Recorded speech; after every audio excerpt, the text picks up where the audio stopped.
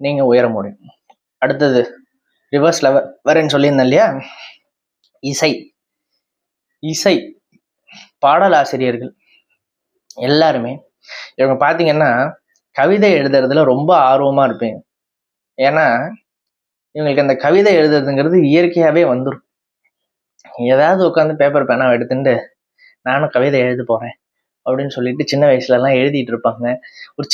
ஒரு 2 லைன்ஸ்லேயாச்சும் அங்கங்கே எழுதி வைப்பாங்க.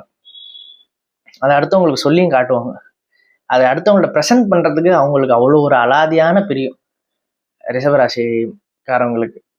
அப்போது இந்த பாடல் ஆசிரியர்லாம் இருக்கு இல்லையா, இது சம்மந்தப்பட்ட வேலைகள் ரிஷபராசிக்காரவங்க செய்யலாம். அது அவங்களுக்கு சூப்பராக வரும். அடுத்தது கலை, ரொம்ப முக்கியம். கலை அப்படின்னா என்ன? சினிமா.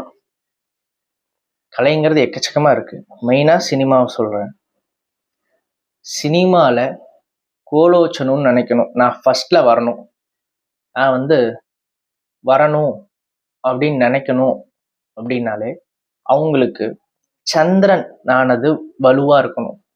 ஏன் சந்திரன் வலுவாக இருக்கணும் அப்படின்னா, அந்த தேஜஸ், அந்த முகத்துடைய தேஜஸ்ங்கிறது சந்திரனை போன்ற அந்த பொலிவு இருக்கும். அந்த அட்ராக்ஷன் அது இயற்கையாகவே